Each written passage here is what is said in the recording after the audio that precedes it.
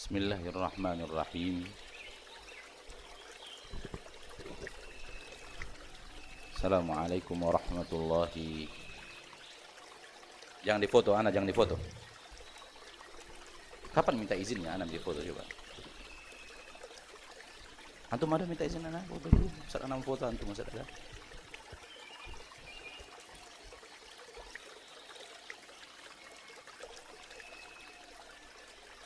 Innal hamdalillah nahmaduhu wa nasta'inuhu wa nastaghfiruh wa na'udzu billahi min shururi anfusina wa min sayyiati a'malina. Man yahdihillahu fala mudilla lahu wa man yudlil fala hadiya lahu. Asyhadu an la ilaha illallah wahdahu la syarika lahu wa asyhadu anna Muhammadan 'abduhu wa rasuluh. Sallallahu alaihi wa ala alihi wa ashabihi wa man tabi'ahum bi ihsanin ila yaumiddin wa sallama tasliman katsira. Ya ayyuhalladzina amanu taqullaha haqqa tuqatih wa la tamutunna illa wa antum muslimun. يا أيها الناس اتقوا ربكم الذي خلقكم من نفس واحدة وخلق منها زوجها وبث منهما رجالا كثيرا ونساء واتقوا الله الذي تساءلون به والأرحام إن الله كان عليكم رقيبا. يا أيها الذين آمنوا اتقوا الله وقولوا قولا سديدا يصلح لكم أعمالكم ويغفر لكم ذنوبكم ومن يطع الله ورسوله فقد فاز فوزا عظيما. أما بعد فإن أصدق الحديث كتاب الله وخير الهدي هدي محمد صلى الله عليه وسلم شر الأمور محدثاتها فإن كل محدثة بدعة وكل بدعة ضلالة وكل ضلالة في النار. معاشر المسلمين معاشر المسلمات hadirin wal hadirat rahimani wa rahimakumullah. Pertama-tama sekali mari kita bersyukur kepada Allah tabaraka wa taala Rabbul Izzati wal Jalalah wa Rabbul Jabaruti wal Malakuti wal Kibriyai wal Azamah,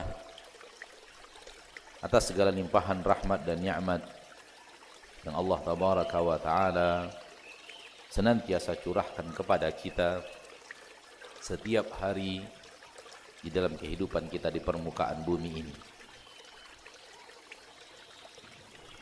Setiap hari Allah selalu mencurahkan rahmat dan nikmat yang sangat teramat banyak, rahmat dan nikmat yang tiada tara dan tiada terhingga, dan mustahil bagi seorang manusia seperti kita mampu untuk menghitung rahmat dan nikmat yang Allah berikan kepada kita.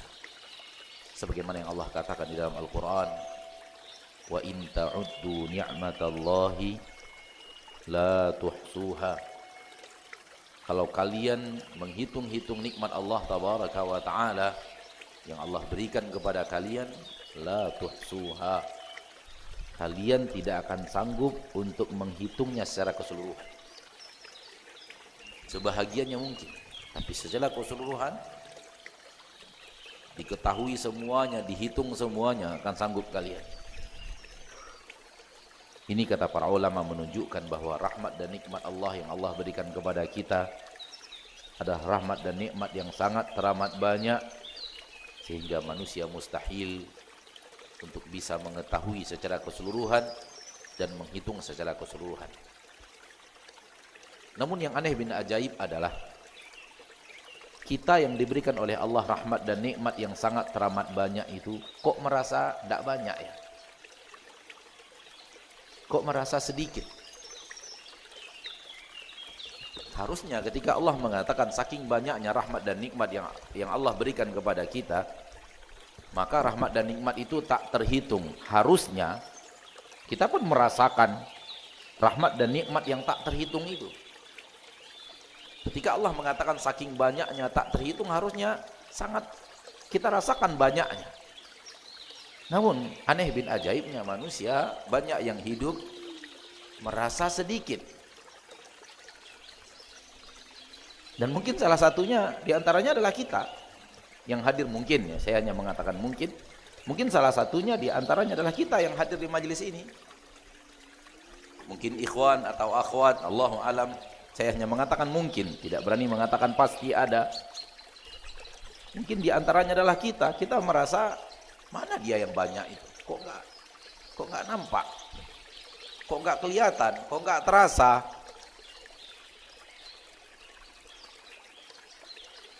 Bapak Ibu kaum muslimin dan muslimat, hadirin wal hadirat rahimani wa rahimakumullah. Ketika Allah mengatakan banyak, saking banyaknya tak terhitung, dan kita merasakan sedikit dan tak terasa yang banyak itu yang mana? Saya mau bertanya, di sini yang salah siapa? Siapa yang salah? Kita. Pasti dong. Karena nggak mungkin kita nyalahkan Allah dong. Saya hanya ingin mengatakan, sekiranya Anda adalah salah seorang di antara mereka, sekiranya kita adalah seorang di antara mereka yang tadi saya sebut, hari demi hari merasa rahmat dan nikmat Allah itu sedikit, maka ada yang salah pada diri Anda yang harus dibenahi sampai Anda bisa merasakan bahwa rahmat dan nikmat yang Allah berikan kepada aku seperti yang Allah katakan di dalam Al-Quran, sangat banyak, sangat luar biasa banyak, saking banyaknya aku tak sanggup dihitung. Harus sesuaikan diri sesuai dengan tuntunan yang Allah turunkan di dalam Al-Quranul Karim. Ayat tadi tidak hanya serta-merta hanya sekedar kabar, info dari Allah, hai manusia, nikmatku banyak loh kepadamu. Tidak hanya sekedar itu. Namun untuk kita bisa merasakan apa yang Allah sampaikan kepada kita, banyak, bisa nggak merasakannya?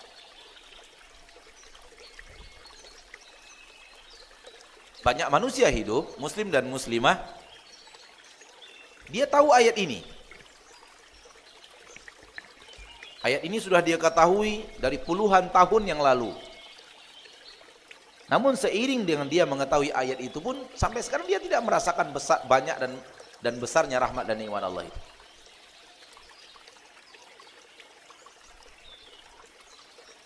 Kesalahan kita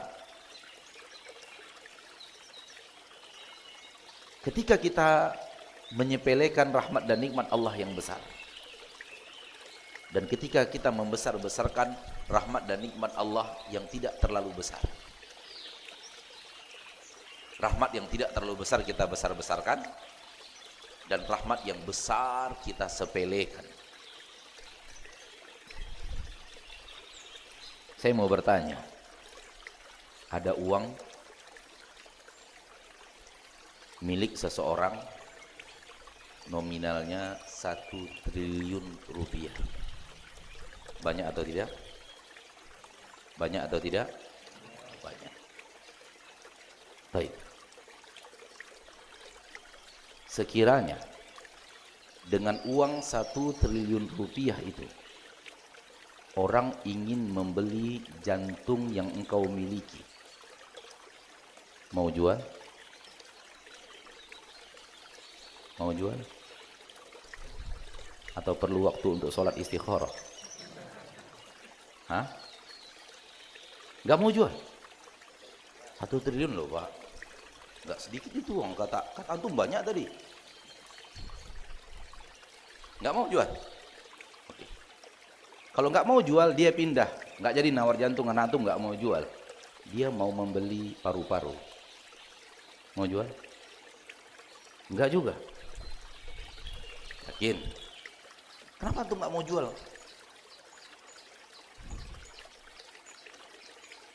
Katanya banyak uang 1 triliun. Oke, gak mau jual-jual.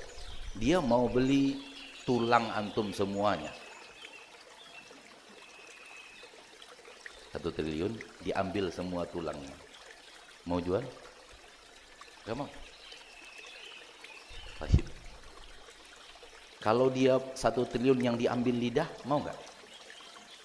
Lidah aja, lidah. Hanya lidah loh, dipotong lidah antum, diambil, dicabut dari pangkal lidah itu dicabut supaya dipasangkan lidah anaknya yang tidak bisa ngomong karena satu-satunya cara adalah spare partnya harus diganti gitu.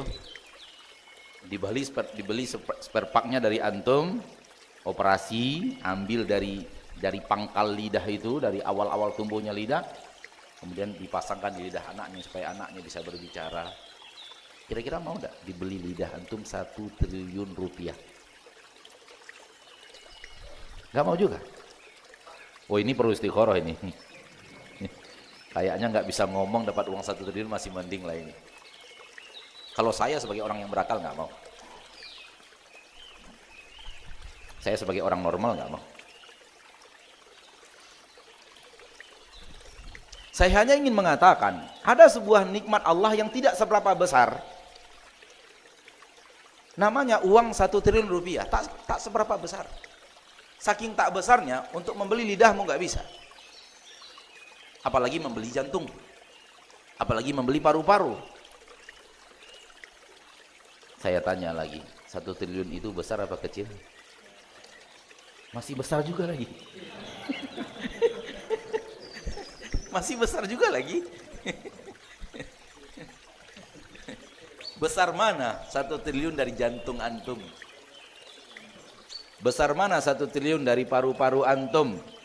Besar mana 1 triliun dari tulang-tulang antum? Besar mana 1 triliun dari seluruh darah yang mengalir 24 jam di tubuh antum? Yang besar-besar ini antum sepelekan. Ini yang saya katakan tadi, nikmat-nikmat besar disepelekan. Dan nikmat-nikmat yang tak terlalu besar dibesar-besarkan. Nikmat 1 triliun mah nggak terlalu besar. Kecil malah. Kalau kita kembali kepada Al-Quran, Allah mengatakan kenikmatan dunia itu kecil, sedikit, kata Allah. Buktinya 1 triliun pun tak bisa membeli kedua bola mata kita, tak bisa membeli lidah kita. Tak mau kita dengannya dia beli alat pendengaran kita sehingga kita tidak bisa mendengar siapa-siapa lagi berbicara, tak bisa mendengar suara rintiknya hujan, tak bisa mendengar suara aliran sungai, tak bisa mendengar anak kita memanggil abi, umi, pendengaran-pendengaran yang indah.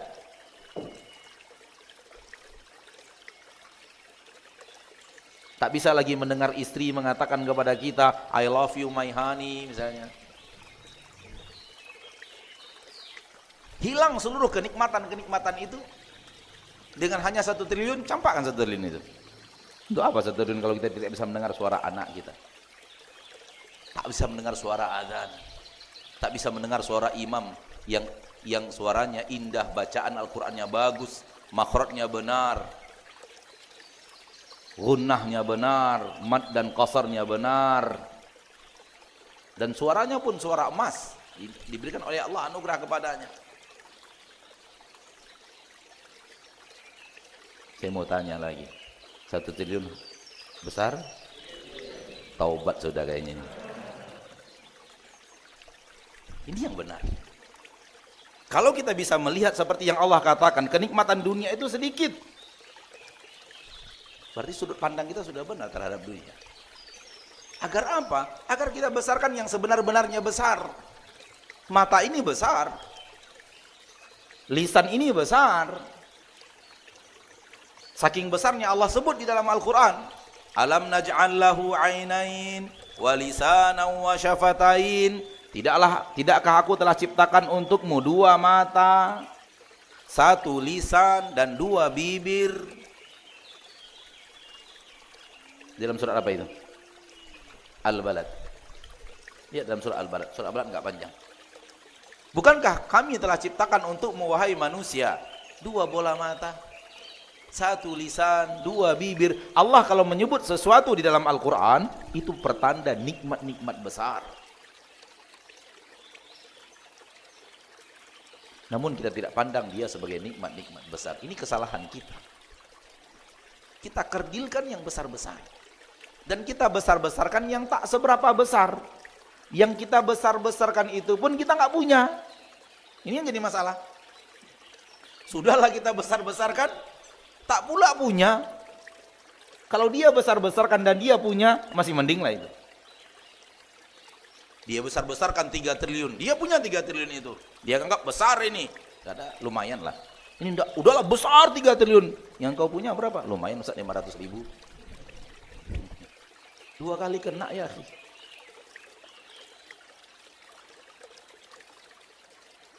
Semoga kita bisa merubah sifat dan sikap.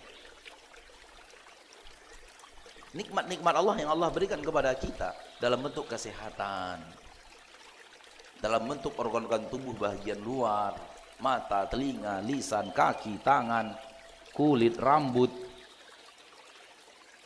apalagi organ tubuh bagian dalam, jantung, ginjal, pankreas, paru-paru, lambung, usus, darah, tulang, daging.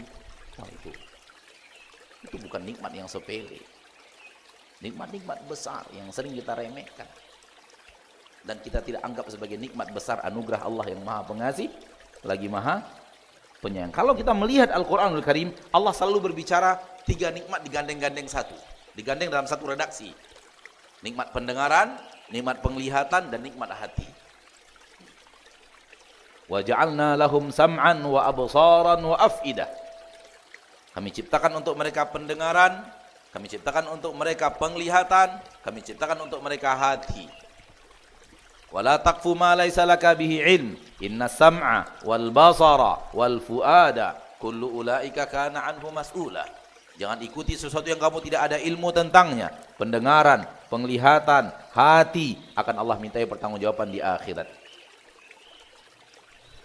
Di awal surat Al-Insan, inna khalaqnal insana min nutfatin amsyaj nabtalihi faja'alnahu sami'an basira. Kami jadikan dia makhluk manusia yang melihat, manusia yang mendengar, manusia yang melihat. Berulang-ulang Allah menyebut dan sering dalam satu redaksi kalimat ayat tentang nikmat mata, nikmat telinga, dan nikmat hati.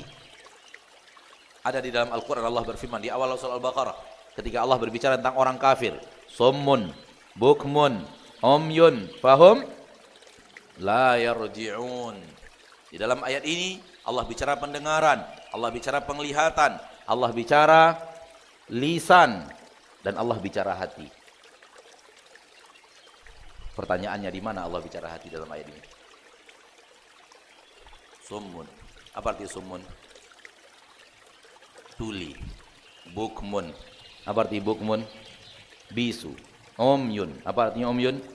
Buta. Fahum la yarji'un. Dan mereka tidak akan kembali ke jalan yang benar. Saya mengatakan Allah bicara pendengaran, penglihatan, dan lisan, dan Allah juga bicara hati. Di ayat yang mana Allah bicara hati? Fahum la yarji'un. Mereka tidak akan kembali. Yang akan memilih kembali tidak kembali apa? Hati. Yang akan memilih kembali tidak kembali itu hati. Hati memilih, saya mau kembali ke jalan Allah. Hati memilih, enggak, saya mau tetap di atas maksiat. Yang memilih itu hati. Maka ketika Allah mengatakan la yarji'un, Allah sedang bicara hati. Hati tidak mau lagi kembali ke jalan yang benar, walau dia tahu dia salah. Allah bicara hati orang Quraisy. Dia tidak akan mau kembali ke jalan yang benar walau dia tahu itu salah. Dia pertahankan apa yang menjadi slogan orang Arab jahiliyah. Ma ana illa min ghaziyata in ghawat ghawaitu wa in rasyadat ghaziyatu arshudu. Aku salah seorang dari Bani Ghaziyah. Kalau Bani Ghaziyah sesat, aku ikut sesat bersama mereka. Kalau Bani Ghaziyah benar, aku menjadi benar seperti benarnya mereka. Itu tetap bertahan di atas kabilah, apapun keadaan kabilah itu. Kabilahnya sesat, dia akan ikut sesat bersama kabilahnya. Kabilahnya beriman, dia akan beriman bersama kabilahnya. Dan ketika dia melihat kabilahnya tidak mau beriman kepada Nabi SAW, walau Nabi SAW berasal dari kerabat dekat mereka sendiri, itu yang ada di sekitar Mekah itu keluarga besar Nabi. Keluarga besar Nabi. Bertemu di kakek yang kedua, bertemu di kakek yang ketiga, bertemu di kakek yang keempat. Nasab Nabi dengan nasab mereka bertemu di kakek. Tapi tidak mau.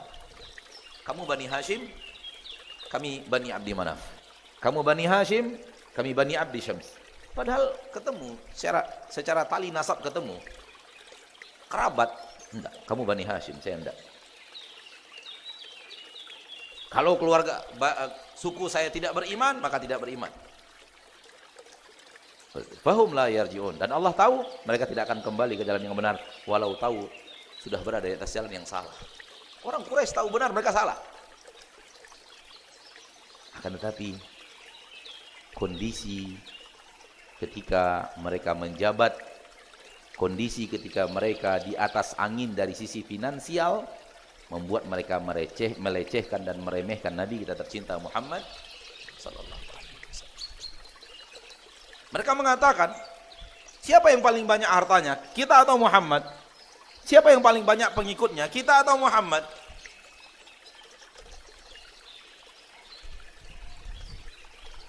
Dan hati-hati. Sering manusia salah langkah. Sering manusia menyeleweng langkahnya, melenceng langkahnya, disebabkan dia sedang berkuasa atau sedang berpunya. Hati-hati.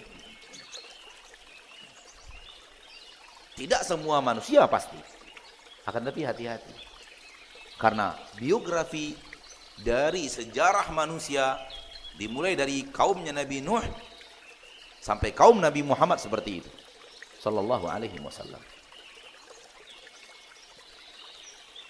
Ma'asyiral muslimin, ma'asyiral muslimat, Rasulullah SAW dalam sebuah hadis yang diriwayatkan oleh Imam At-Tirmidzi, diriwayatkan oleh Imam An-Nasa'i, mengatakan akfiru min dzikri hadimil ladzat. Perbanyaklah untuk mengingat penghancur kelezatan. Hadis dari Abu Hurairah. Akfiru min dzikri hadimil ladzat. Perbanyaklah mengingat-ingat penghancur kelezatan. Dalam riwayat lain dal diganti menjadi dzal. Akfiru min dzikri hadim menjadi hadim. Dzal hadim. Beda titik doang. Akfiru min dzikri hadhimil ladzat, artinya perbanyaklah mengingat pemutus kelezatan. Yang tadi apa? Penghancur. Penghancur kelezatan. Riwayat lain hadim, dan hadim maknanya qati', pemutus kelezatan. Artinya sama, makna sama. Walau yang satu menggunakan kalimat pemutus dan yang satu menggunakan kalimat penghancur, maknanya sama.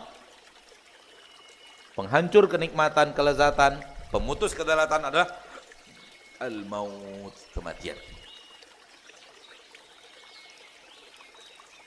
Hadis Nabi sallallahu alaihi wasallam, Nabi sampaikan bukan sekedar kita dengar dan selesai. Kita dengar, kita tahu dan selesai. Tetapi hadis Nabi itu sama dengan Al-Quran. Dibaca, difahami, kalau bisa dihafalkan, setelah itu diamalkan. Dibaca, difahami, kalau bisa dihafalkan, tidak wajib menghafalnya. Kalau bisa dihafalkan, kemudian diamalkan. Kenapa? Nabi Allah turunkan ke permukaan, Allah utus ke permukaan bumi untuk jadi petunjuk. Sebagaimana Al-Quran Allah jadikan untuk petunjuk. Dan Nabi diutus untuk mensyarah isi kandungan Al-Quran. Syarah lisan dan syarah amal. Baik. Mari kita lihat hadis Nabi ini. Aktsiru min dzikri hadhimil ladzat. Perbanyak oleh kalian untuk mengingat pemutus kelezatan, yaitu kematian. Perbanyak oleh kalian mengingat penghancur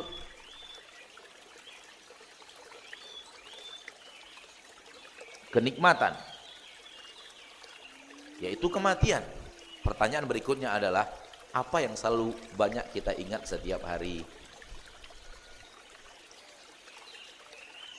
Mari introspeksi diri, masing-masing introspeksi diri, tidak perlu nyalahkan orang lain, karena agama itu pada dasarnya adalah pembenahan diri sendiri. Percuma orang lain buruk, lalu kita bicarakan keburukan-keburukannya, ternyata kita juga buruk seperti mereka. Dan tak ada untungnya orang lain baik, dan kita puji-puji kebaikannya, ternyata kita masih tetap buruk. Yang penting itu kita yang baik. Apakah manusia selain kita baik atau buruk, itu urusan mereka. Dan kita tidak boleh membicarakan. Kalau ataupun kita bicarakan, ada kaedah-kaedah yang perlu harus diingat untuk membicarakan orang lain. Karena mayoritas membicarakan orang lain dosa. Hanya beberapa poin saja yang tidak dosa. Mirip ghibah tapi dia tidak ghibah. Itu hanya beberapa poin saja. Sisanya membicarakan manusia adalah dosa. Dan ini sering saya ingatkan diri sendiri, sering saya ingatkan saudara-saudari saya kaum muslimin dan muslimat, agama ini untuk kita amalkan. Untuk membenahi diri kita sendiri. Bukan untuk dengannya kita tahu lalu menilai orang lain, oh si anu begini, oh si anu begitu, oh si anu begini, si anu begono. Tidak. Agama bukan untuk itu diturunkan Allah. Agama diturunkan Allah untuk ya ayyuhalladzina amanu qu anfusakum wa ahlikum nara.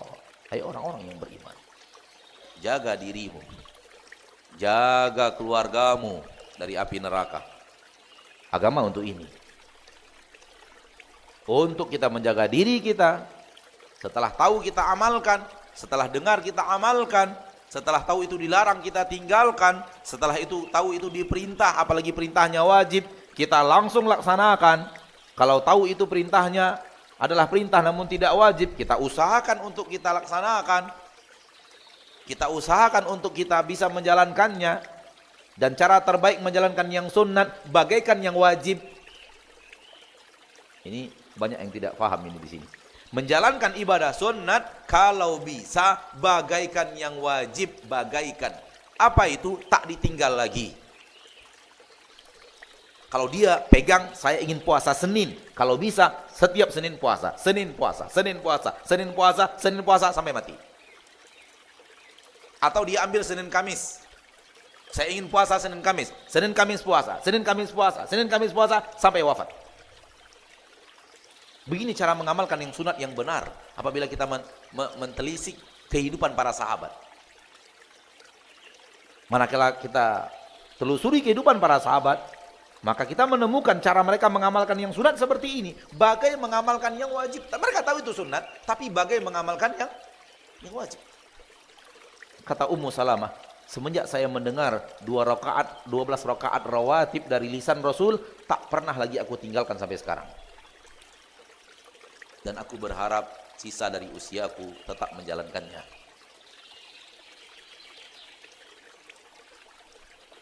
Ini menunjukkan apa? Ummu Salamah mengamalkan sunat rawatib itu setiap hari, tak ada tinggalnya, bagaikan sholat wajib. Abdullah bin Amr bin As ketika masih muda-mudanya, karena hidup bersama Rasul muda,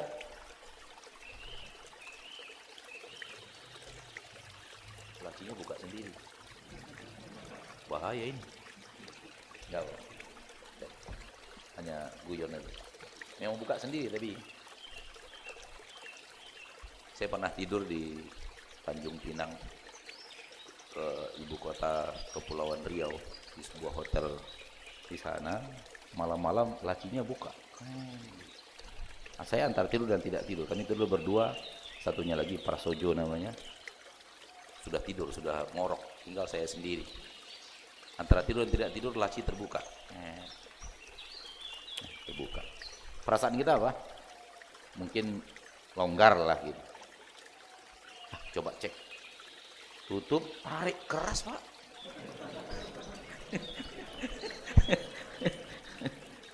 Oh, saya diganggu ini.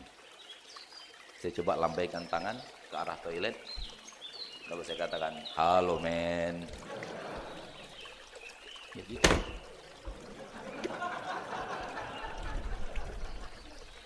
Terus ganggu aja nih Pak, ini Pak. Bikin kita kaget. Kalau mau berhadapan dengan jin, kuncinya jangan takut. Dan jangan pura-pura berani. Jangan takut itu penting. Jangan pura-pura berani juga penting. Berani harus berani sekalian gitu. Jadi saya kira longgar kayak ini kan longgar nih, tiba-tiba jatuh, turun dia. Memang longgar gitu, tarik sedikit aja turun dia. Itu saya tarik keras. Ini ada sesuatu. Ada antara ada dan tiada itu ada di sini kayaknya. Sudah saya melambai ke arah toilet, biasanya dia di toilet itu yang gitu-gituan kan. Lalu saya sapa dia, halo men gitu. Nah, saya tidur lagi. Besok pagi saya cerita ke teman-teman panitia. Apa katakan panitia? Sengaja kami nggak kasih tahu Ustaz. Takut Ustaz nggak mau tidur di sana. Dasar panitia ngerjain Ustaz.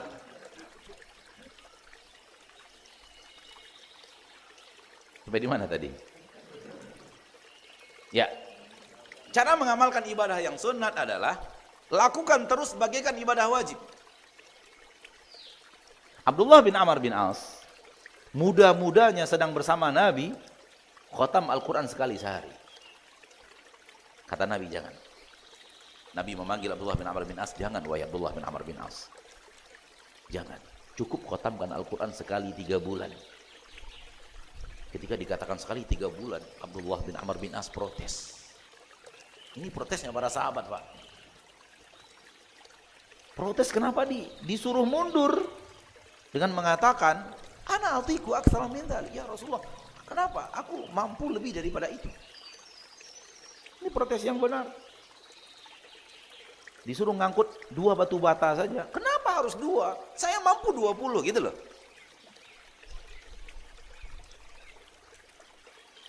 Ketika kita melakukan sesuai dengan kemampuan kita, lalu disuruh melakukan pekerjaan ringan, kita protes.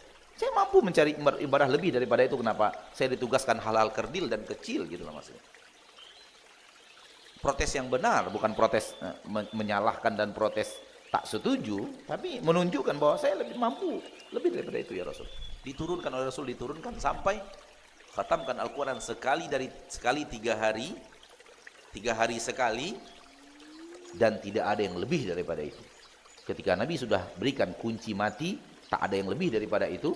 Abdullah bin Amr bin As tak berani lagi mengatakan, ana a'tiku aktsara min dzalik. Aku mampu lebih daripada itu. Itu lagi muda-mudanya. Apa dikatakan oleh Abdullah bin Amr bin As ketika sudah tua?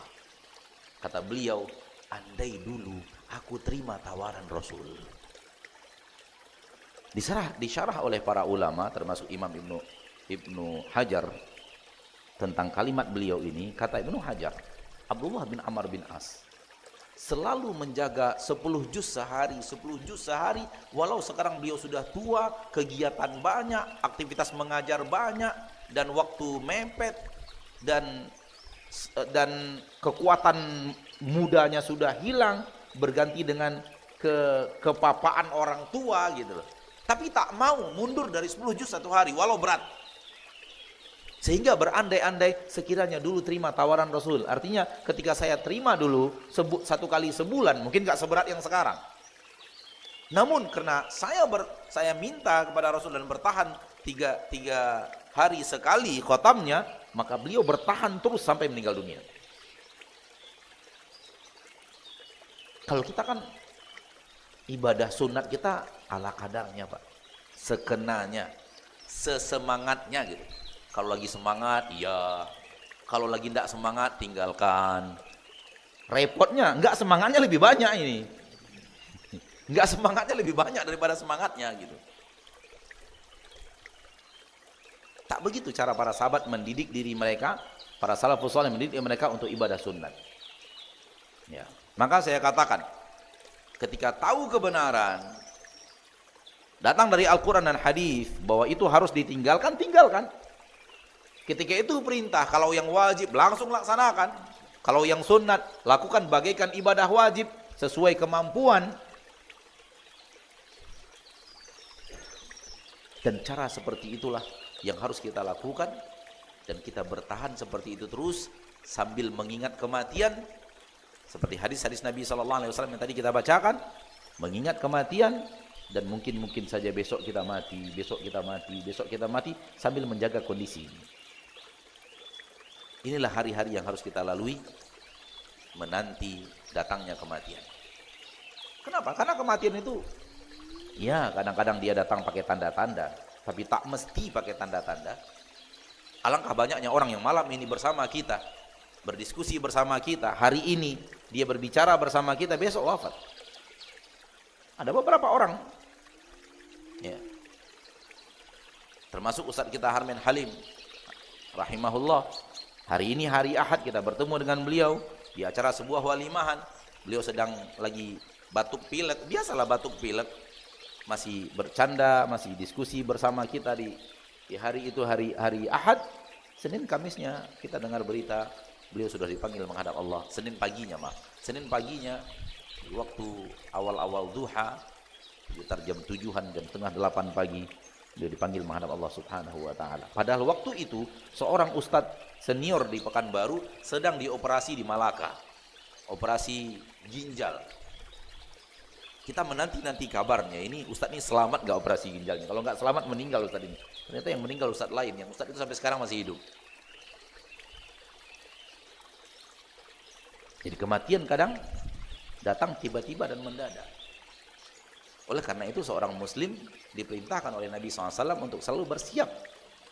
Hari demi hari yang kita lalui, hari demi hari menuju kematian. Satu hari kita bertambah, satu hari bertambah usia kita, itu artinya satu hari semakin dekat dengan kematian.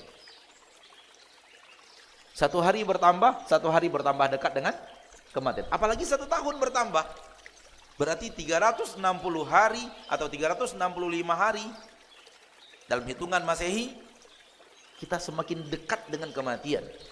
Ini berarti dirayakan apa enggak sih sebenarnya ini? Hari semakin dekat dengan kematian, hari semakin dekat dengan pertanggungjawaban, hari semakin dekat dengan alam barzakh. Ini mau dirayakan apa mau diapakan gitu? Panitia atau bukan? Panitia ya.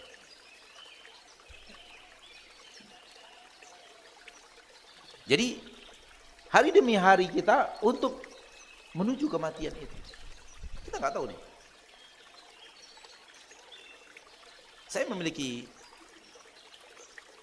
kenalan, hari ini kajian malam, hari Rabu waktu itu, karena kajian rutinnya hari Rabu di Pekanbaru.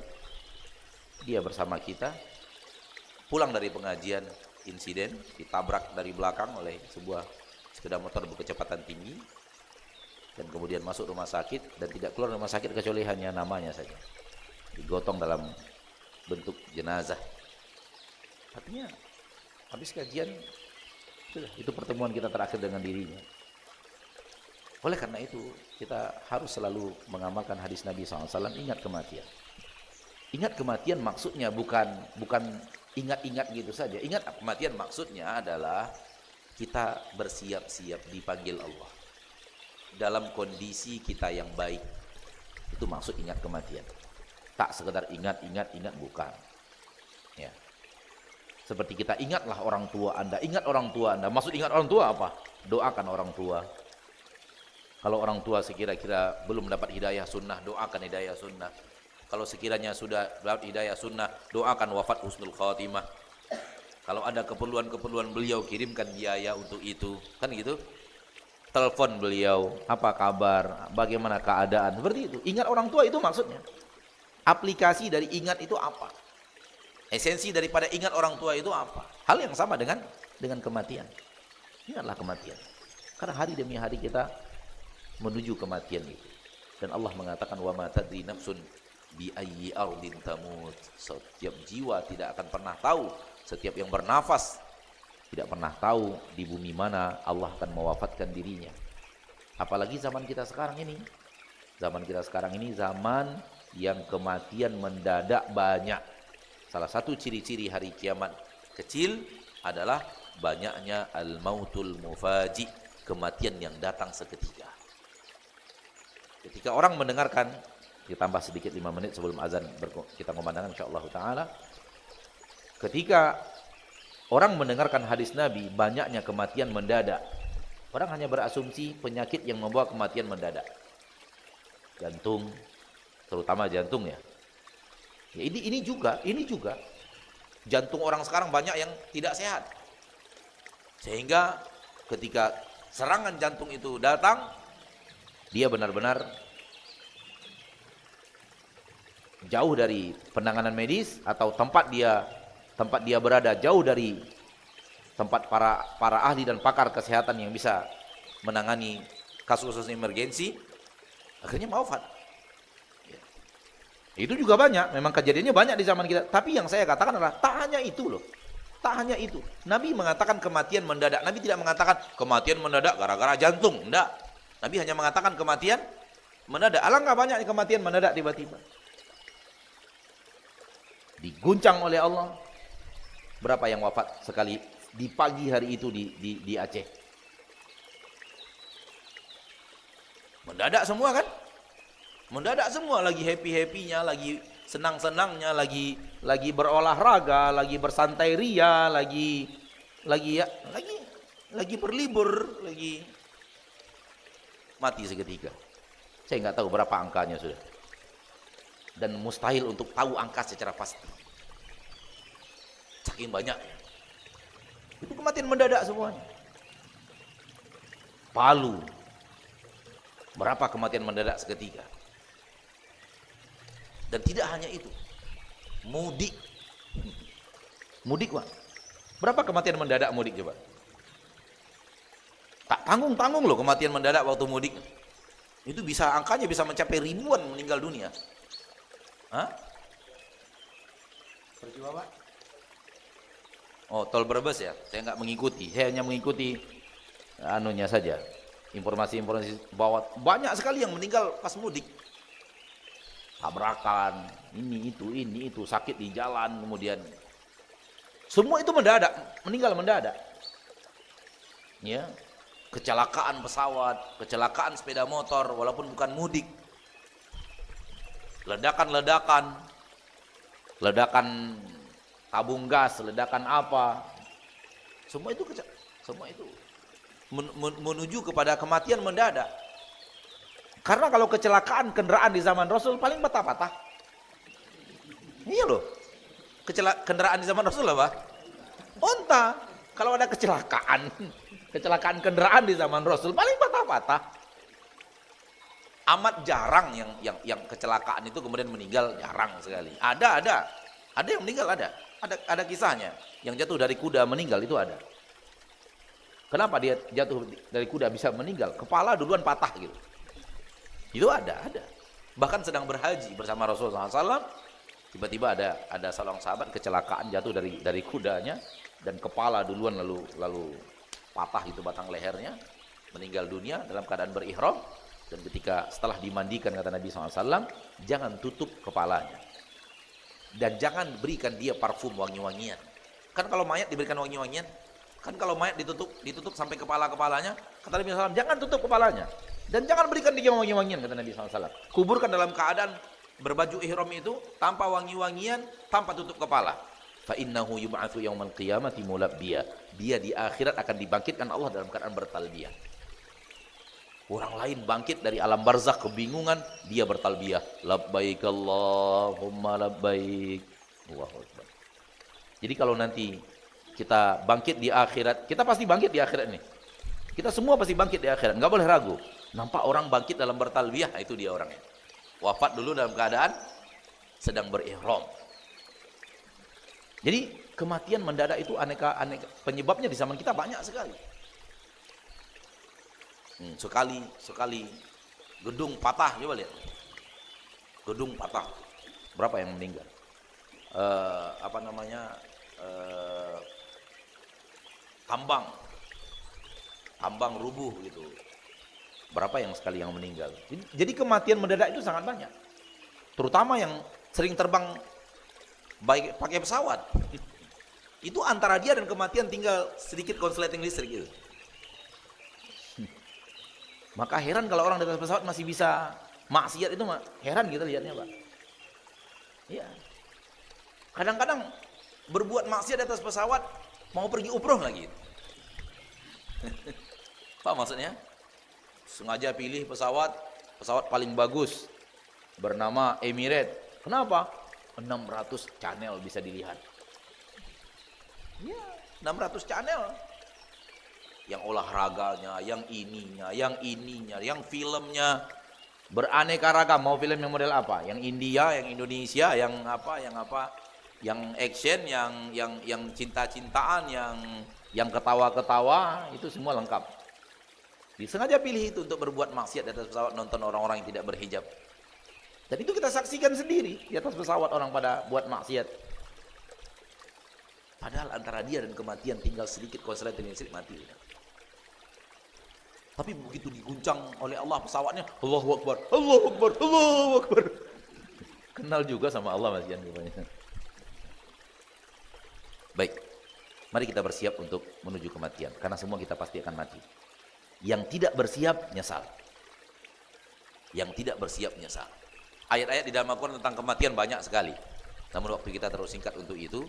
Anda rasa secara materi cukup sekian dulu. Setelah sholat isya kita lanjutkan dengan berdiskusi dan bertanya jawab. Dan saya mohon kepada jamaah ya, yang ingin foto-foto Ustadz, minta izin dulu. Dan kalau antum izinkan ke ana, ndak ana izinkan. Wassallallahu wasallam wa baraka wa an'ama ala abdihi wa rasulihi Muhammad walhamdulillahi rabbil alamin. Nahmaduhu wa nasta'inuhu wa nastaghfiruh wa na'udzu billahi min shururi anfusina wa min sayyiati a'malina. May yahdihillahu fala mudilla lahu wa man yudlil fala hadiya lahu. Asyhadu an la ilaha illallah wahdahu la syarika lahu wa asyhadu anna Muhammadan 'abduhu wa rasuluh. Sallallahu alaihi wa ala alihi wa ashabihi wa man tabi'ahum bi ihsanin ila yaumiddin. Amma ba'd. Kita lanjutkan dengan tanya jawab. Saya tidak tahu apakah pertanyaan sudah datang ke panitia. Sudah ada? Baik. Kembali kita ingatkan bahwa kita disuruh oleh Allah untuk selalu mengingat kematian, dan makna mengingat kematian adalah bersiap dengan amal. Dan mengingat kematian itu sama dengan mengingat hari akhir. Sama dengan mengingat hari akhir. Perbanyak hidup mengingat kematian sama dengan memperbanyak hidup mengingat hari akhir. Dan apabila kita membaca Al-Quran, dalam setiap lembar bacaan Al-Quran itu pasti ada pembicaraan hari akhir.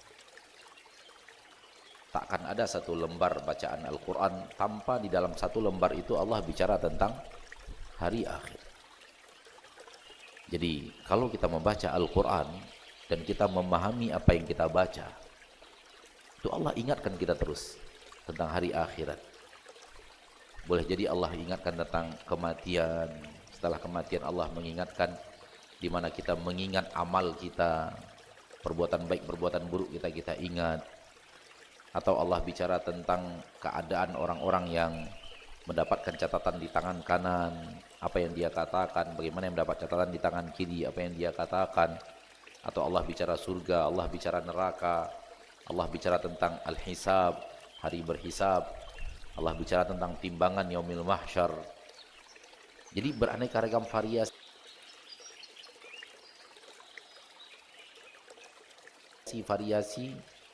pembahasan yang intinya adalah ingatlah hari akhirat. Dan mengingat hari akhirat itulah makna daripada mengingat kematian. Karena maksud dari mengingat kematian adalah bersiap-siap untuk masuk ke alam akhirat. Allah Tabaraka wa Ta'ala berfirman dalam Al-Quran surat Ali Imran ayat 185, kullu nafsin dha'iqatul maut. Setiap yang bernyawa pasti akan merasakan yang namanya mati. Setiap yang bernyawa pasti akan merasakan yang namanya mati. Kecuali Allah. Seluruh makhluk pasti akan mati. Karena kita ini sebenarnya bukan, kalau bahasa benarnya, kita ini bukan makhluk hidup. Kita ini adalah makhluk yang dihidupkan. Kalau kita ingin dalam dengan kalimat yang benar, kita ini bukan makhluk hidup, tapi makhluk yang dihidupkan. Karena yang hidup satu-satunya adalah Allah. Yang hidup satu-satunya adalah Allah. Sebelum kita hidup ini, kita nggak hidup toh. Sebelum kita hidup ini kita nggak hidup, lalu kita dihidupkan. Berarti ada yang menghidupkan kita. Akhirnya kita dimatikan lagi. Jadi seluruh makhluk hidup yang kita katakan makhluk hidup, malaikat, jin, hewan, manusia, awalnya makhluk tidak hidup. Lalu Allah hidupkan sehingga bernyawa. Nah, seluruh makhluk yang dihidupkan, bernyawa dan dihidupkan pasti akan merasakan yang namanya kematian. Sampai malaikat maut pun akan mati. Malaikat maut tugasnya adalah mencabut nyawa orang-orang makhluk yang dihidupkan. Dia pun akan wafat, akan merasakan yang namanya kematian.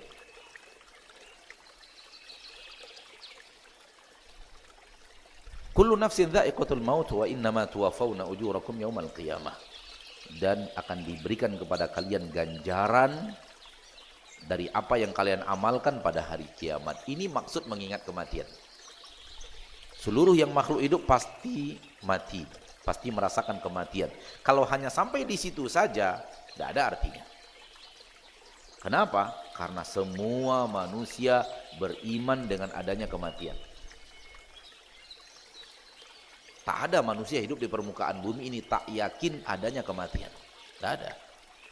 Ketika Allah ingatkan kematian, hanya sampai ingat kematian, nggak ada makna dari mengingat kematian itu, berarti perkataan tak berguna. Kenapa? Untuk apa diingatkan orang yang yakin bahwa dia mati?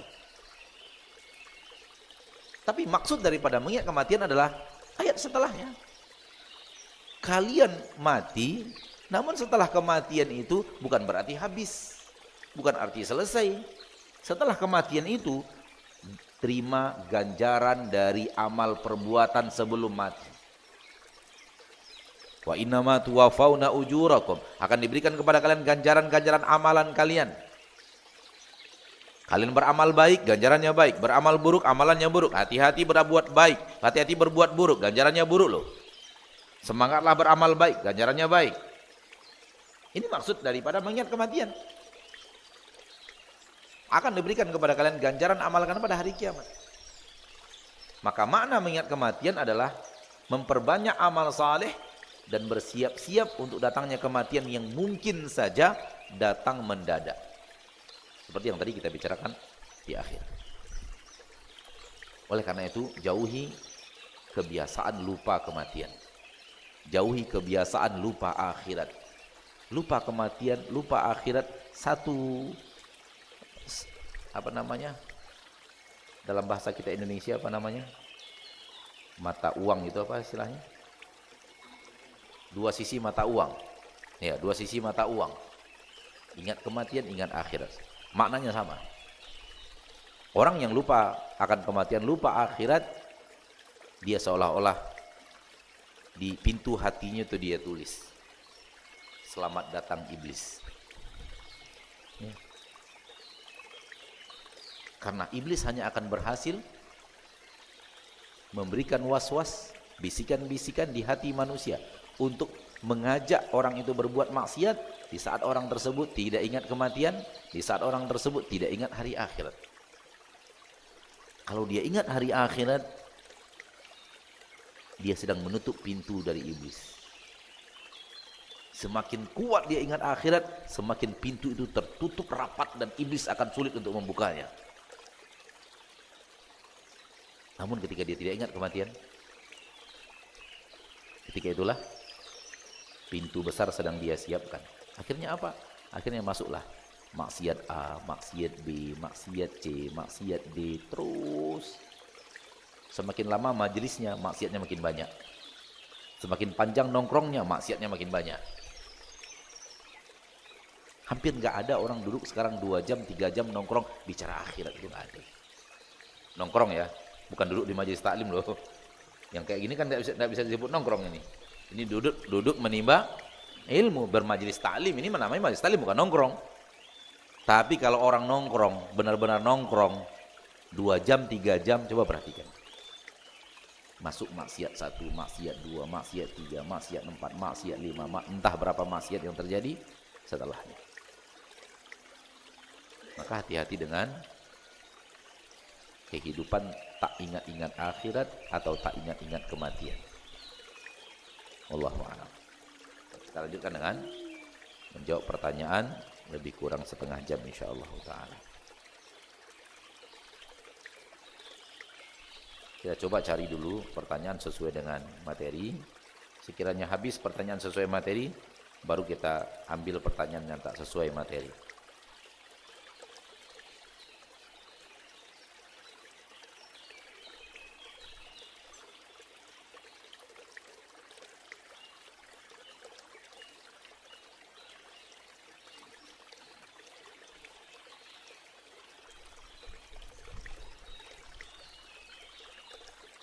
Di masa muda saya pernah ikut aliran NII, Negara Islam Indonesia. Aliran ini, dalam aliran ini saya merekrut orang. Bagaimana Ustaz, apakah saya berdosa karena setelah taubat orang tersebut masih berada di aliran tersebut? Antum takut dengan dosa jariah kayaknya. Dosa jariah. Ini istilah yang paling tepat untuk yang ditakuti sekarang. Dosa yang mengalir dari orang lain disebabkan kita yang ngajarkan dia. Hadis Nabi SAW yang sahih, man sanna fil islami sunnatan sayyi'atan fa'alaihi wizruha wa wizru man tabi'ahu ila yaumil qiyamah min ghairi anqusa min ujurihim syai'a, min auzarihim syai'a. Barang siapa yang mengajak manusia kepada sebuah keburukan, maka dia mengemban dosanya dan dosa orang-orang yang dia sesatkan, lalu mengikuti dia sampai hari kiamat. Lalu kita bertobat bagaimana? Nabi SAW mengatakan, at-taibu minadz dzambi kaman la dzambalah. Seorang yang taubat dari sebuah dosa bagaikan orang yang tak berbuat dosa. Orang yang bertaubat dari sebuah dosa bagaikan tak pernah berbuat dosa itu. Maka hadis ini mencakup makna yang antum tanyakan, apakah saya tetap mendapatkan aliran dosa atau tidak? Jawabannya, antum bagaikan tidak pernah merekrut orang. Maka tersenyumlah. Semoga taubat antum dan taubat kita semua diterima Allah. Amin ya rabbal alamin. Bagaimana caranya Ustaz supaya selalu ingat kematian, supaya kita tetap istiqomah? Bagaimana ya? Kalau antum berhasil rajin mengingat kematian, antum pasti jadi orang soleh. Itu pasti. Karena orang yang ingat kematian, selalu ingat kematian. Maka salah satu cara yang bisa dengannya kita ingat kematian adalah membaca Al-Quran. Tadi saya sudah katakan bahwa setiap lembaran ayat Al-Quran, Allah ingatkan hari akhirat. Kalau kita baca ayat Quran tersebut dan kita pahami maknanya, maka di sana Allah ingatkan kita akhirat, kematian, akhirat, kematian, akhirat, kematian, akhirat, kematian. Seperti itu. Maka orang yang membaca Al-Quran, sebenar-benar membaca Al-Quran, memahami isi kandungan Al-Quran itu, maka ayat-ayat Al-Quran lembar demi lembar mengingatkannya kepada kematian.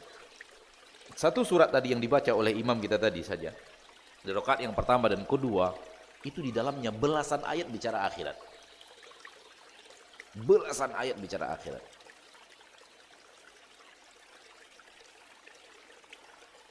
Itu satu surat itu saja baru. Bicara tentang mati, bicara tentang orang-orang yang beriman wajah mereka berseri-seri melihat kepada Rabb mereka. Bicara wajah orang kafir yang cemberut, kusut. Itu tadi yang saya benarkan bacaan Imam Basirah. Saya benarkan Basirah. Yang benar Basirah, bukan Basirah. Beda arti. Beda makhraj, beda arti. Karena beda arti wajib ditegur. Artinya sudah lari ini, sudah nyeleweng artinya. Sudah tidak sesuai dengan yang ada di dalam Al-Quran. Kalau tetap sin tapi salah, beda makhraj, sin tapi makhrajnya kurang benar, artinya masih melihat. Tapi sin sudah berubah menjadi sad sehingga beda arti. Basirah itu bermuka masam, cemberut, penuh dengan hal yang enggak nyaman, wajahnya itu wajah orang penuh penyesalan, wajah orang penuh duka, penuh penyesalan, itu basirah. Tapi kalau basirah pakai sad, artinya wajah yang melihat. Disinilah orang yang punya ada sedikit kemampuan berbahasa Arab seperti saya, itu bisa membedakan makna. Sehingga kalau maknanya sudah lari, kata para ulama, itu makmum harus mengingatkan imam. Tapi kalau maknanya belum lari, masih dibaca sin juga, tapi sedikit-sedikit beda makhrajnya, tapi masih makhraj sin, itu masih oke. Maknanya masih itu. Karena bahasa Arab itu beda, bahkan beda panjang pendek, beda arti. Beda panjang pendek, beda arti. Kanisatun, seseorang yang menyapu. Ka-nya yang panjang, kanisatun. Kanisatun, mananya yang panjang? Nun-nya yang panjang, artinya gereja. Matarun, artinya hujan. Panjang to-nya, matarun, artinya bandara. Jadi beda panjang pendek saja, beda arti. Innallaha la yuhibbul kafirin, panjang la-nya. Artinya sesungguhnya Allah tidak mencintai orang kafir. Lalu salah baca imamnya, dibaca pendek. Innallaha la yuhibbul kafirin. Artinya sesungguhnya Allah benar-benar cinta orang kafir. Itu larinya 180 derajat berbeda. Oleh karena itu kenapa kalau lari maknanya, makmum wajib mengingatkan. Tapi kalau maknanya tidak lari, tidak wajib mengingat. Jadi satu surat itu tadi saja, itu banyak Allah bicara akhirat. Banyak Allah bicara akhirat. Oleh karena itu membaca Al-Quran bagi orang-orang yang mentadabburi Al-Quran itu akan ingatkan dia kematian. Nah, kalau seandainya tidak bisa memahami Al-Quran dengan cara punya kemampuan berbahasa Arab, bisa dengan membaca tafsir. Membaca tafsir bahasa Arab. Sebenarnya kalau kita mau, tidak ada yang tidak bisa. Insya Allah, nggak ada yang tidak bisa, insya Allah. Kenapa? Kita bisa beli buku tafsir. Buku tafsir yang memang tidak berjilid-jilid. Ada buku tafsir itu 16 jilid. Bahasa Arabnya aja 16 jilid. Saya tidak tahu terjemahan bahasa Indonesianya berapa jilid gitu. Ada yang 2 jilid, ada yang 3 jilid. Beli yang jilidnya kecil. Seperti tafsir Syekh Abdurrahman As-Sa'di, misalnya tafsir Syekh Abdurrahman As-Sa'di. Apa? Lupa saya nama tafsir beliau. Taisir Karim Ar-Rahman. Taisir Al-Karim Ar-Rahman di tafsir Karamil Mannan. Itu mungkin hanya 2 jilid. Artinya apa? Artinya satu hari kita bisa membaca tafsir 1/4 halaman misalnya. 1/4 halaman kita baca tafsirnya, ayat 1 sampai misalnya ayat itu ada dalam satu halaman itu ada 8 ayat. Nah, kita baca 4-nya saja. 4 ayatnya saja kita baca tafsirnya. Apa sih tafsirnya ayat ini? Itu juga bisa mengingatkan akhirat.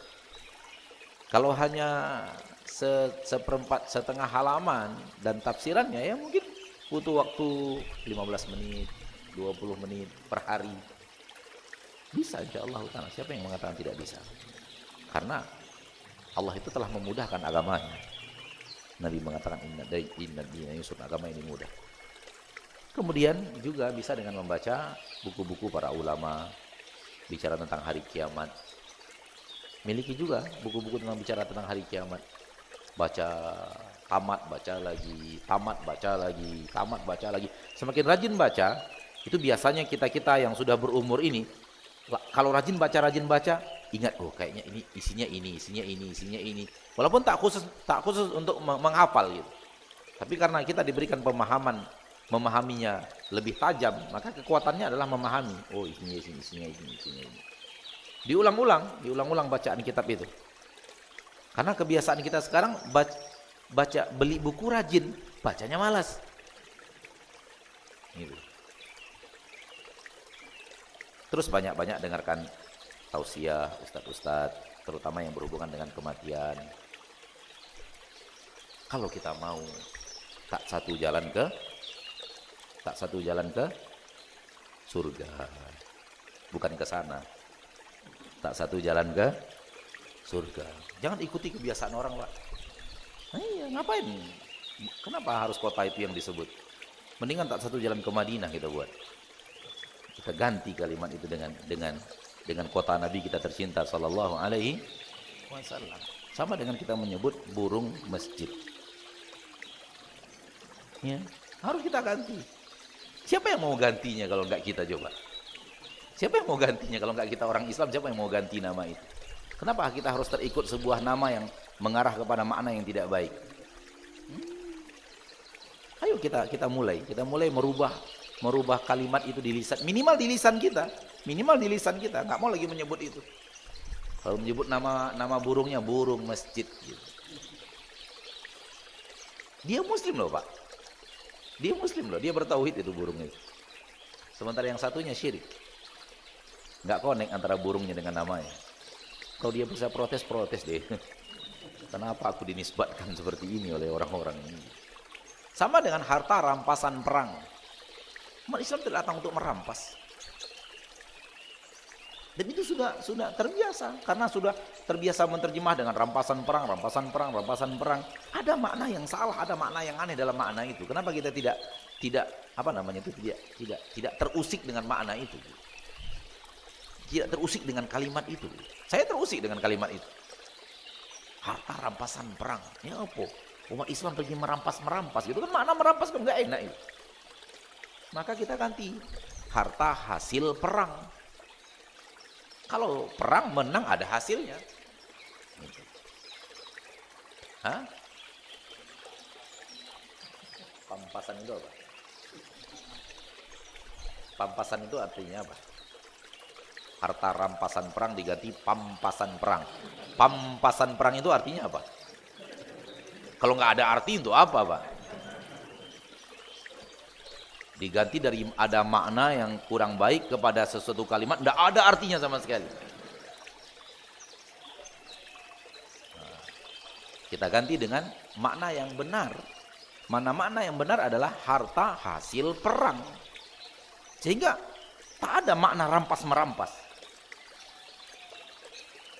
Jadi kalau antum pulang sekarang ke rumah, buka Quran terjemahan yang berhubungan dengan harta ghanimah, dan itu tulis harta rampasan perang, coret rampasannya.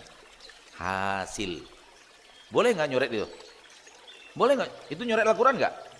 Enggak, terjemahannya kok yang kita coret. Bukan Al-Quran yang kita coret. Al-Qurannya itu yang tadi. Wa'alamu annama ghanimtum min syai'in fa anna lillahi khumsahu wa lirrasul. Itu nggak boleh dicoret. Itu Al-Quran asli. Ini terjemahan, boleh dicoret. Ini bahasa manusia, boleh disalah-salahkan. Ini bahasa manusia, ini salah ini.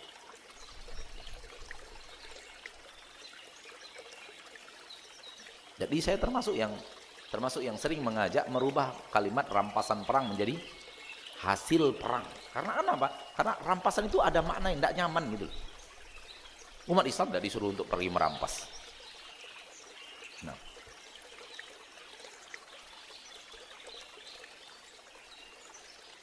bagaimana sikap kita jikalau ada yang menuduh bahwa Pekanbaru adalah sarang Wahabi? Sikap kita adalah jangan sering-sering nonton YouTube. Itulah sikap kita yang benar. Jangan sering-sering nonton YouTube. Untuk apa? Untuk apa coba? Kita harus jeli. Hidup ini singkat. Hidup ini tak panjang. Habis untuk nyari orang ini ngomong apa, orang ini ngomong apa, si Anu ngomong apa, si Anu nuduh apa, si Anu komentar apa. Untuk apa coba? Waktu yang antum gunakan untuk mendengar dia ngomong, lalu antum tinggalkan itu, gunakan untuk membaca Al-Quran. Bermanfaat untuk akhirat antum. Namun nafsu syahwat kita ditunggangi iblis untuk sesuatu yang kita anggap kebaikan padahal keburukan. Ingat kata baik-baik. Nafsu syahwat kita ditunggangi iblis atau bala tentaranya untuk melakukan sesuatu yang kita anggap kebaikan padahal keburukan. Tahu komen manusia bukanlah kebaikan. Baik yang memuji atau yang membenci, nggak ada kebaikan sedikit pun. Yang memuji membuat kita takjub, takabur dan sombong dan ujub, amal kita hilang. Yang membenci membuat kita marah, emosi dan kemudian menghujat lagi, berdosa. Lalu apa gunanya?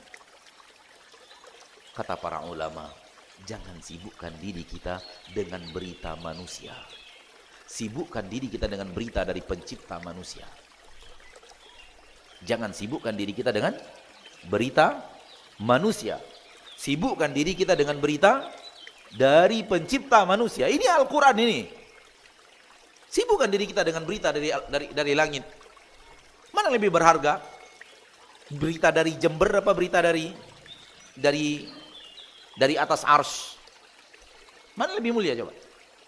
Lalu kenapa kita tinggalkan berita dari atas arsy?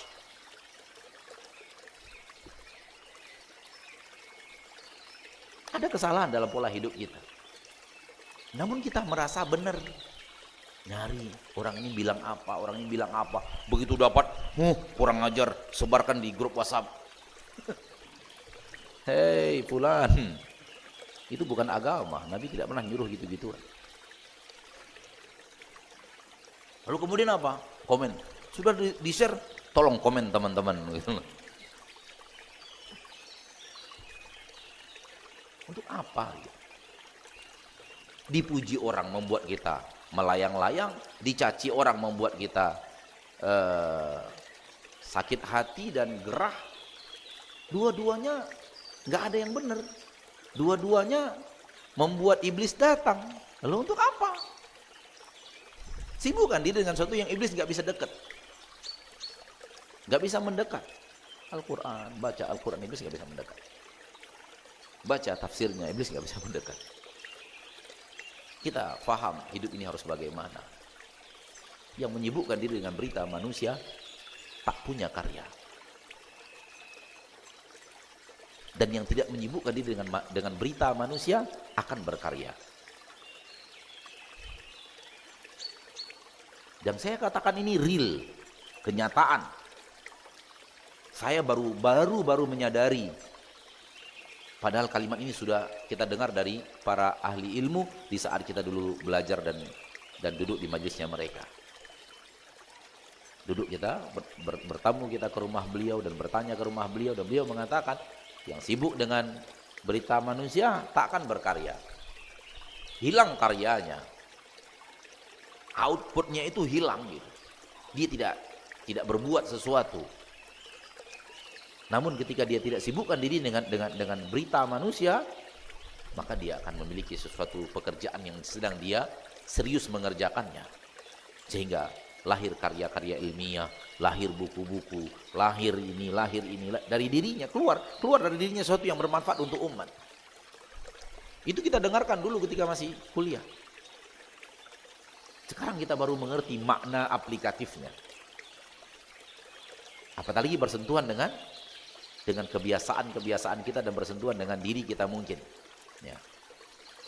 Maka nasihat anak kepada antum, bagaimana menanggapi tuduhan itu? Tutup mulut dan ikat jari jemari. Udah, biarkan aja. Kalau ataupun ada yang ngirim kepada antum tahu, sekitar tahu, udah tahu. Begitu tahu, bilang sama dia, kita sama-sama tahu, ya udah selesai. Nggak perlu diperpanjang.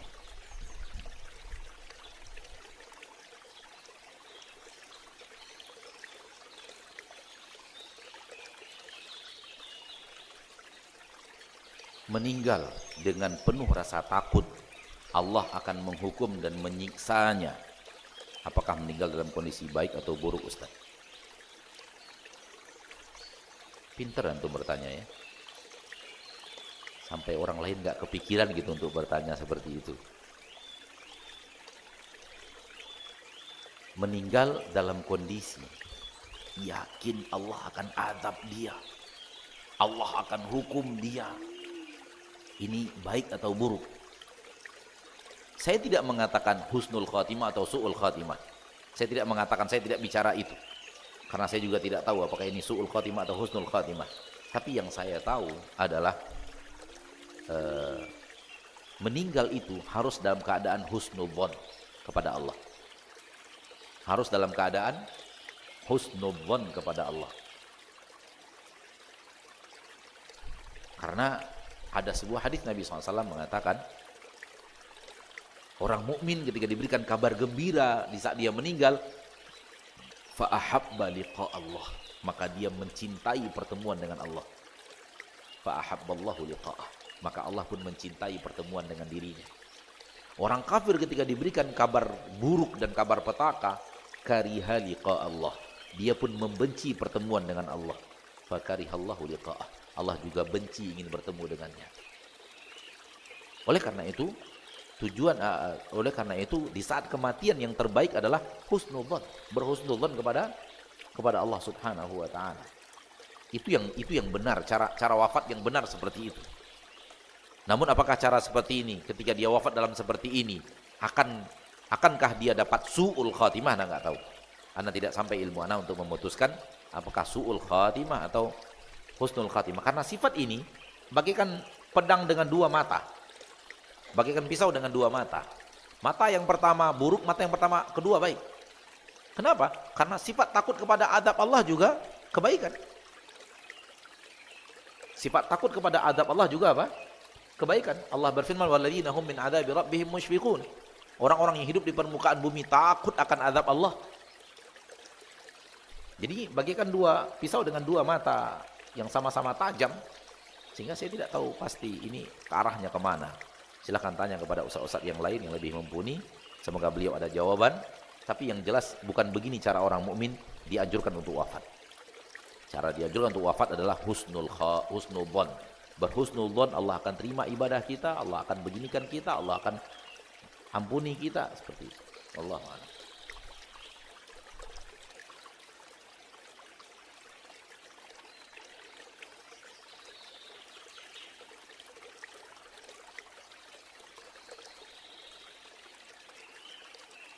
Ana merasa hati ana banyak noda hitam dikarenakan maksiat yang membuat ana susah untuk menikmati ibadah kepada Allah.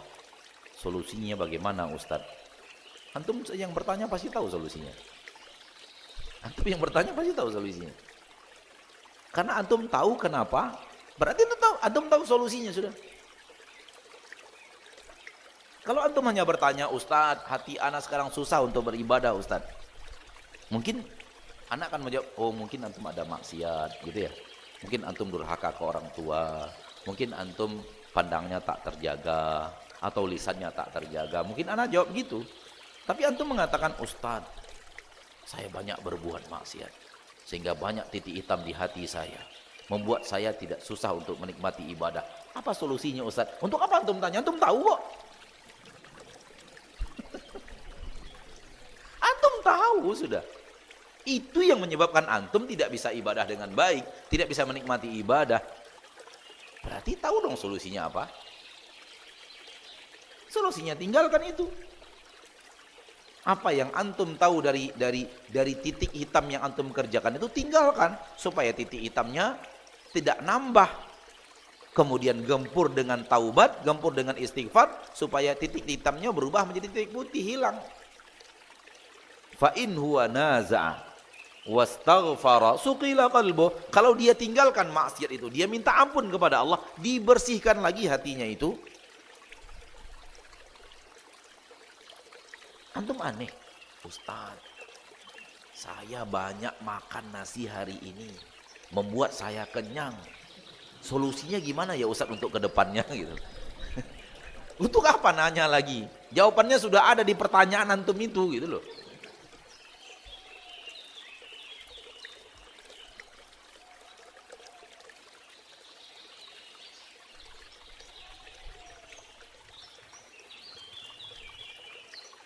Bolehkah berdoa kepada Allah meminta kematian secara spesifik? Misalnya, ya Allah, wafatkan hambamu dalam keadaan sujud. Boleh. Itu tidak terlarang. Dan itu bukan minta mati, namun minta cara mati. Itu bukan minta diwafatkan. Minta diwafatkan terlarang. Nabi SAW bersabda, la yatamannayanna ahadukumul mauta liudurrin asabah. Jangan kalian minta-minta mati, mengangan-angankan kematian karena sebuah derita yang dia rasakan menimpa dirinya. Tidak boleh. Maka minta mati, minta dimatikan terlarang, minta diwafatkan terlarang. Ya Allah, cabut saja nyawaku, enggak boleh. Umat muslim tak boleh memiliki sifat itu. Ini bagian daripada sifat maksiat dan salah. Ya. Tapi yang ini bukan minta mati, minta dimatikan dalam keadaan tertentu, itu boleh. Seperti minta dimatikan dalam keadaan berjihad, minta diberi pahala syahadah mati syahid, boleh. Itu permintaan kaifiat mati, itu diizinkan. Wallahu a'lam.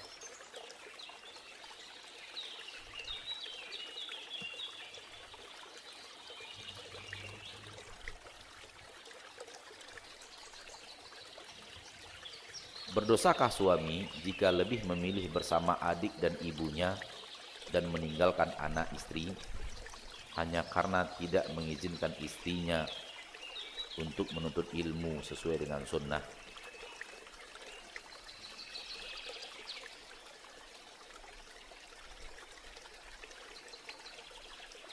Masalah rumah tangga termasuk masalah yang pelik untuk dijawab. Kenapa?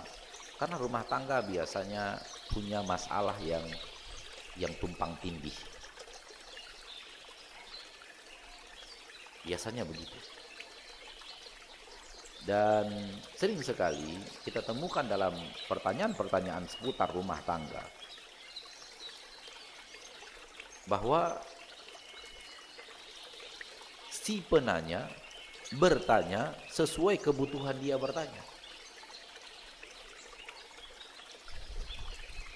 Akhirnya apa? Akhirnya Ustadz terjebak untuk menjawab sesuai dengan pertanyaannya. Lalu kemudian jawaban Ustadz itu dijadikan senjata untuk berhadapan dengan suaminya. Ini yang paling sering kita rasakan. Ketika seseorang berseteru, A dan B berseteru, itu realitas yang ada adalah si A punya salah, si B punya salah. Namun kecondongan bertanya, si A bertanya titik benar yang dia punya, dia sembunyikan titik salah yang dia punya. Si B juga demikian, ketika dia bertanya sendiri, itu dia kedepankan titik benar yang dia punya, dia simpan titik salah yang dia punya. Sebenarnya masing-masing punya titik benar, punya titik salah. Si A punya titik benar, punya titik salah, si B punya titik benar, punya titik salah. Namun kebiasaan bertanya itu biasanya pertanyaan yang menunjukkan, menampilkan benarnya kita, menyembunyikan salahnya kita. Sehingga akhirnya kalau ditanyakan kepada siapapun dan yang menjawab sesuai pertanyaan, maka akan mendukung si penanya. Ustadz yang menjawab nggak salah, karena dia menjawab sesuai dengan pertanyaan. Namun yang salahnya adalah ketika kalimat-kalimat ini dijadikan sebagai senjata laras panjang diarahkan ke suaminya. Saya dengar kajian tadi, Ustadz Maududi ngomong gini. Kamu yang salah. Dijadikanlah kalimat-kalimat saya sebagai cambuk. Padahal yang ada adalah penggiringan opini. Suatu hari di Rawalumbu sekitar 9 tahun yang lalu, saya didatangi oleh seorang suami, lalu bertanya pertanyaan rumah tangga di teras masjid Taqwa. Saya masih ingat.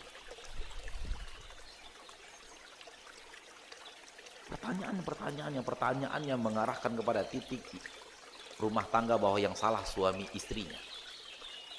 Istrinya terlalu rajin bekerja, istrinya terlalu patuh kepada aturan sekolahnya, istrinya tidak mau diminta untuk berhenti mengajar. Bahkan ketika ada acara-acara keluar kota, istrinya dilarang pergi, istrinya tetap pergi bersama teman-temannya dan beraneka ragam kaduan yang kalau hanya mendengarkan itu saja, si Ustadz pasti menjawab, ya sudahlah, kayaknya istrimu banyak salah. Begitu. Namun saya mengatakan, istrimu di mana sekarang? Ada Ustadz di sana. Coba tanya istrimu, mau enggak dia bertemu dengan saya, dengan kamu sekalian? Kalau mau, itu yang terbaik. Berikan saya kabar, ini nomor telepon. Lalu kemudian berikutnya beliau tanya, mau Ustadz? Alhamdulillah. Kita tentukan waktu, terjadilah pertemuan itu, dia, saya, dan istrinya. Dia mulai lagi, saya minta silakan ulangi lagi apa yang tadi kemarin Anda katakan ke saya. Diulang lagi. Sudah selesai? Istrinya, tolong bicara. Lalu bicaralah istrinya. Setelah istrinya berbicara, 90% kesalahan rumah tangga itu ada pada dia.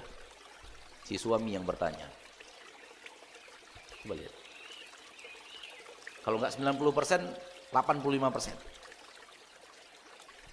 Berarti yang dia kedepankan ke saya hanya 15% titik yang dia benar. 85% titik yang dia salah, dia tidak kemukakan. Ini namanya pengkhianat. Tidak jujur, tidak amanah. Orang yang bertanya kasus harus amanah. Tunjukkan ini kesalahan saya, ini titik benar saya, ini titik benar istri saya, ini titik benar kesalahan istri saya. Menurut Ustadz bagaimana? Ini manusia jujur. Amma ente menghadap Ustadz, bertanya masalah-masalah yang ente kedepan hanya benar ente saja, kemudian yang salahnya disembunyikan. Nah, inilah yang saya katakan tadi, menjadikan jawaban Ustadz hanya sekedar senjata untuk berhadapan dengan istrinya. Saya udah tanya Ustadz ini, saya udah tanya Ustadz ini, saya udah tanya Ustadz ini. Kalau yang dia tahu titik-titik benarnya dia dan ditanyakan ke Ustadz, pasti bertemu dong kebenaran itu dengan yang Ustadz benar ente. Yang benarnya aja yang dia tampilkan. Coba dia cerita yang salahnya dia coba. Pasti Ustadz jawab, salah ente kan gitu. Maka biasanya dua orang yang berseteru selalu punya titik benar, titik salah. Amat jarang orang berseteru kemudian 100% A benar, 100% B salah, atau sebaliknya. Itu sangat jarang sekali, terutama rumah tangga. Maka kalau ditelisik nih dengan baik, diteropong lagi dengan baik ini, si istri yang bertanya ini, nah itu nggak tahu juga apa kesalahan-kesalahan yang ada pada dirinya. Makanya nggak usah kita jawab, abaikan aja lebih baik. Biar cari sendiri. Bagaimana tata cara penguburan jenazah sesuai sunnah? Ini pembicaraan 1,5 jam. Oleh karena itu yang terbenar adalah beli buku tata cara melaksanakan jenazah. Ustaz, bagaimana mengenai hukum sopi? Gak tahu saya. Bukan fak saya bicara tentang muamalah. Saya termasuk yang lemah dalam ilmu transaksi-transaksi dan perjanjian-perjanjian. Memang sudah pernah belajar, namun sekedarnya saja, tidak terlalu mendalami sehingga tidak terlalu menguasai fak tersebut. Bertanyalah kepada ahlinya. Sampai di sini pertemuan kita pada malam hari yang berbahagia ini. Semoga Allah Jalla wa Ala menjadikan kita hamba-hambanya yang berusaha untuk membenahi diri, memperbaiki sifat dan sikap ke arah yang paling sesuai dengan kitabullah dan sunnah Rasulullah sallallahu alaihi wasallam. Kalau ada kata-kata dan sikap dan sifat saya yang kurang mengenakan, minta maaf, dan kepada Allah saya bertaubat, dan tidak ada maksud dan tujuan apapun selain mendidik kita ke jalan yang diridhoi dan cintai Allah Subhanahu wa taala. Semoga semua kita yang hadir di sini Allah wafatkan husnul khatimah. Semoga Allah tabaraka wa taala ampunkan kita di yaumil hisab. Semoga Allah tutup dari kita pintu nerakanya, dan Allah bukakan dari semua kita kepada semua kita pintu surganya. Amin ya rabbal alamin. Subhanakallahumma wa bihamdika asyhadu an la ilaha illa anta astaghfiruka wa atubu ilaik. Wassalamualaikum warahmatullahi wabarakatuh. Waalaikumsalam warahmatullahi wabarakatuh.